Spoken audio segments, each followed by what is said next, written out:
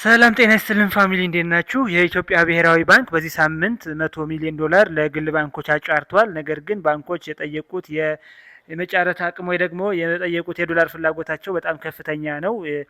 ስለዚህ በዚህ ጉዳይ እናያለን። ሀሳብ አስተያየታችሁ አስቀምጡ። ምን ያህል ለብር ምን አይነት ተጽዕኖ ይኖረዋል? ብር ይቀንሳል ወይስ ይጨምራል? በሚለውን ጉዳይ እናያለን። ሀሳብ አስተያየታችሁ አስቀምጡ። ወደ ቪዲዮ የኢትዮጵያ ብሔራዊ ባንክ 100 ሚሊዮን ዶላር ነው ያጫረተው በዚህ ሳምንት በያዝነው ሳምንት ማለት ነው። ነገር ግን የባንኮች ፍላጎት በጣም ከፍተኛ ነበረ። 236 ሚሊዮን ዶላር ነው ባንኮች የጠየቁት። ነገር ግን ባንኩ ያቀረበው 100 ሚሊዮን ዶላር ብቻ ነው ብሔራዊ ባንክ ያቀረበው። ይህም ደግሞ አንድ የአሜሪካ ዶላር አንድ የአሜሪካ ዶላር በ158 ብር ተጫርቷል። ይህ በዚህ ጨረታ የአንድ ዶላር ፍላጎት ምን ያህል እንደሚፈልጉና የዶላር ፍላጎታቸው በጣም ከፍተኛ ቢሆንም ከባለፈው ግንቦት ወር አንጻር ሲታይ ትንሽ የሆነ መጠነኛ ቅናሽ አሳይቷል። ነገር ግን ብዙ ሰዎች እንደሚሉት ይህ አንድ ብር መቀነስ ሳይሆን የባንኮች የዶላር ፍላጎትና በጣም አስመጪዎችና አሁናዊ የዶላር ፍላጎት የሀገሪቱ የዶላር ፍላጎት በጣም እየጨመረ ስለሄደ ይህ የትይዩ የብላክ ማርኬቱ ገበያ እየጨመረ እንዳለ ነው የሚያሳየው። ባለፉት ወራት የተደረጉት የብሔራዊ ባንክ የዶላር ጨረታዎች ሲነጻጸር ይህ ወር የተሻለ ቢመስልም ነገር ግን ከባለፉት የካቲት 2026 ጥር 2026 ከተካሄዱት የዶላር ጨረታዎች ደግሞ በጣም ከፍተኛ የሆነ ጭማሪ ያለው ማለት ነው። በዚህ እንዳለ የአሁኑ የባንክ ጨረታ የዶላር ባንኮች እና በጣም የንግድ ባንኮች ዶላር ፍላጎትና እንዲሁም አስመጪዎች እና የተለያየ ቢዝነስ ላይ የተሰማሩ ዶላር ከመፈለጋቸው የተነሳ ይህ ጉዳይ በጣም የብላክ ማርኬቱን እንዲንር አድርጎታል ማለት ነው። ይህ የሚያሳየው ምንድን ነው? በተለይ በብላክ ማርኬት በክሪፕቶ ማርኬቱ አካባቢ መንግስት የክሪፕቶን ገበያ ከዘጋ በኋላ ፒቱፒን ካቆመ በኋላ የዶላር ምንጭ ስለቀነሰ ብዙ ነጋዴዎች የዶላር ችግር አለባቸው ማለት ነው። ይህም በውድ ዋጋ እንዲገዙ ሊያስገዳቸው ይችላል ተብሎ እየታሰበና እየተሰጋ ይገኛል። ለዚህም ደግሞ የብር እንቅስቃሴ ወይ ደግሞ ብር በጣም ሊዳከም ይችላል ማለት ነው። ለምሳሌ በአንዳንድ የክሪፕቶ ኤክስቼንጆች የዶላር ፍላጎት በጣም እየጨመረ ነው። የባይ በተን ስናይ ወይ ደግሞ ባይ የሚለውን የፒቱፒ ኦፕሽን ላይ ስናይ አንዳንዶቹ ኤክስቼንጆች ላይ ከ215 በላይ ሄዷል፣ ከ200 በላይ ሄዷል። በአብዛኛው ደረጃ በሚባል ግን ከ187 እስከ 200 ባለው ሄዷል ማለት ነው ባይ ሴክሽኑ። ስለዚህ ይህ ማለት በጣም የዶላር ፍላጎት እየጨመረ ነው።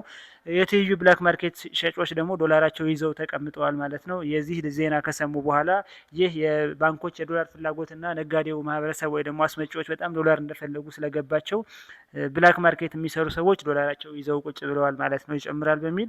ይህ የሚያሳየው በክሪፕቶ ኤክስቼንጆቹ ላይ ያለው ከ200 ባንዴ ከ180 ቤት 225 ድረስ መመዝገቡና በጣም በተለይ ደግሞ ከፍተኛ መጠን ያለው ዶላር የሚፈልጉ ሰዎች 10,000 5,000 ከዛ በላይ የሚፈልጉ ሰዎች ከዛም በላይ ከፍ ያለ እንደሆነ ዋጋው ያሳያል የኤክስቼንጆቹ መረጃ ማለት ነው።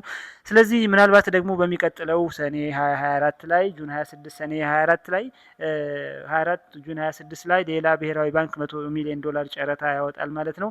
ይህ መረጃ የበለጠ ደግሞ የብርን መዳከም የሚያሳይ ይመስለኛል። ምናልባት አሁንም የባንኮች የዶላር ፍላጎት እንደጨመረ ከሄደና ነጋዴዎች በቀላሉ ዶላር ካላገኙ ወይ ደግሞ የዶላር ፍላጎት በጣም የሚጨምር ከሆነ የበለጠ ከዚህ በላይ ብላክ ማርኬቱ ፑሽ ሊያደርግ እንደሚችል እና ዶላር ከዚህም በላይ ከፍ ሊል እንደሚችል አንዳንድ መረጃዎች እየጠቆሙ ይገኛሉ።